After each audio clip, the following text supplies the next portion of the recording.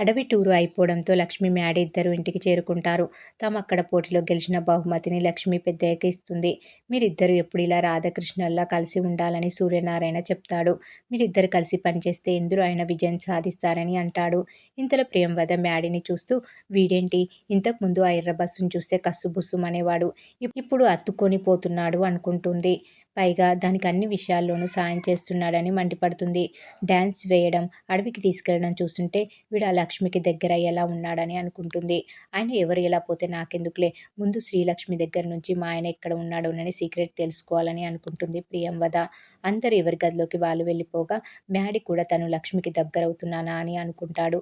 ప్రతి విషయంలో నాకు తెలియకుండా సాయం చేస్తున్నాను అని ఫీల్ అవుతాడు.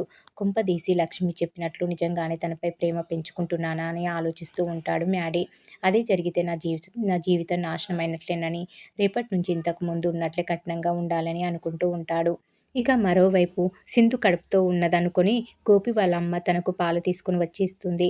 ఇంట్లో నువ్వు ఏ పని చేయవద్దని, ఏదైనా అవసరం ఉంటే నన్ను పిలవమని చెప్తుంది. నువ్వు చేయాల్సింది ఒకటేనని, నాకు మనవడో మనవరాలనో ఇస్తే చాలని అంటుంది గోపి అమ్మ.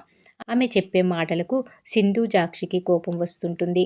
ఇంతలో గోపి అక్కడికి వచ్చి, పొలానికి మందు కొట్టాలని చెప్పాను కదా, మందు డబ్బా ఎక్కడ పెట్టావని అడుగుతాడు. ఇదిగో ఇప్పుడే తీసుకొస్తానని వాళ్ళ అమ్మ లోపలికి వెళ్తుంది. దీంతో సింధు, నేను చెప్పిన పని ఏం చేశావని నిలదీస్తుంది. నాకు కొంచెం టైం కావాలని చెప్పాను కదా అని అంటాడు గోపి. నీకు ఇచ్చిన టైం ఆల్రెడీ అయిపోయిందని, నువ్వు మాట మీద నిలబడకపోయినా నేను మాత్రం నిలబడతానని అంటుంది సింధు. గట్టిగా అరవకండి, అమ్మ వింటుందని గోపి భయపడతాడు. అప్పుడే వాళ్ళ అమ్మ పురుగుల మందు డబ్బా తీసుకుని వస్తుంది. అది ఆమె చేతిలో నుంచి సింధు తీసుకుంటుంది. నీకు మందు డబ్బాతో పనేంటమ్మా, దాని వాసన చూసిన కడుపులో ఉన్న పిల్లాడికి ప్రమాదం అని అంటుంది గోపి తల్లి. దీంతో సింధు, పిల్లాడు లేడు, పీసు లేదని చెప్పి ఆ మందు డబ్బా పట్టుకుని గదిలోకి వెళ్ళి తలుపులు వేసుకుంటుంది. గోపి వాళ్ళ అమ్మ భయపడి తలుపులు బాధిన సింధు తీయదు. వెంటనే పురుగుల మందు తాగి కింద పడిపోతుంది సింధు. దీంతో గోపి గట్టిగా తలుపులు బద్దలు కొట్టి లోపలికి వస్తాడు. వెంటనే సింధును తీసుకుని హాస్పిటల్కి వెళ్తాడు. అక్కడ ఆమెను ఐసీయూలో చేర్చుతారు. అసలు ఏం జరిగిందని గోపిని వాళ్ళ అమ్మ నిలదీస్తుంది. మీకేమైనా గొడవ జరిగిందా అని అంటుంది. అలాంటిది ఏమీ లేదని, మేము హనీమూన్కి వెళ్ళాం కదా, అక్కడ మరో 2 రోజులు ఉందామని సింధు అన్నదని, కానీ నువ్వు ఫోన్ చేసావని చెప్పి నేనే తీసుకొచ్చానని గోపి అబద్ధం చెప్తాడు. అందుకే పురుగుల మందు తాగినట్లు ఉందని అంటాడు గోపి.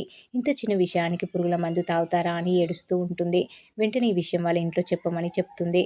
ఇప్పుడు వాళ్ళకి తెలిస్తే చాలా ప్రమాదమని గోపి అంటాడు. ఇక్కడ ఏదైనా జరగరానిది జరిగితే అప్పుడు ఇంకా ప్రమాదమని, ఆ పెద్దాయన నిన్ను బతకనివ్వడని అంటుంది గోపి తల్లి. వెంటనే గోపి సూర్యనారాయణకు ఫోన్ చేయగా ఆ ఫోను ప్రియంవద ఎత్తుతుంది. సింధు పురుగుల మందు తాగిందని గోపి చెప్పగా షాకుకు గురవుతుంది ప్రియంవద.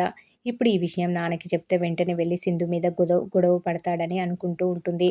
తానే వెళ్ళి ఆ గోపిని దాని జీవితం నుంచి తరిమేసి వస్తానని బయలుదేరుతుంది ప్రియంవద. మరి ఏం జరగబోతుందనేది రాబోయే ఎపిసోడ్లో తెలుసుకుందాం. ఈ వీడియో కనుక మీకు నచ్చినట్లయితే లైక్ చేయండి, షేర్ చేయండి, సబ్స్క్రైబ్ చేయడం మాత్రం మర్చిపోకండి. Please subscribe.